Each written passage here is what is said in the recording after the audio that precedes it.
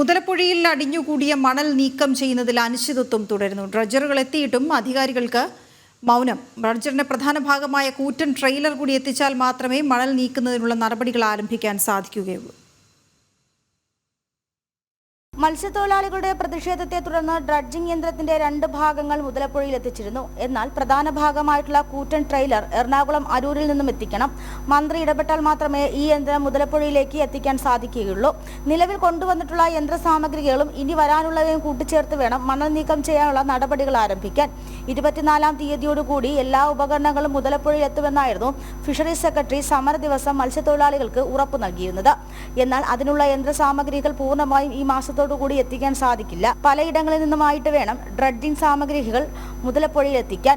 ഇത്തരത്തിൽ യന്ത്രങ്ങൾ ഏകോപിപ്പിച്ചുകൊണ്ട് എത്തിച്ച പ്രവർത്തനങ്ങൾ ആരംഭിക്കാൻ സമയമെടുക്കുമെന്നാണ് അധികൃതരുടെ ഭാഗത്തു നിന്നും അറിയാൻ സാധിക്കുന്നത്. അതേസമയം മുതലപ്പുഴയിലെ ശേഷിക്കുന്ന ആഴം കൂടിയ കടൽഭാഗവും കൂടി മണൽ മൂടിക്കഴിഞ്ഞു. മൺസൂൺ മാസത്തിന് മുന്നോടിയായി പൊഴി പൂർണ്ണമായും അടയും. പൊഴി അടഞ്ഞു കഴിഞ്ഞാൽ തുറക്കാൻ അനുവദിക്കില്ല എന്ന് മത്സ്യത്തൊഴിലാളികൾ നിലപാടെടുത്തിട്ടുണ്ട്. ജനം, തിരുവനന്തപുരം.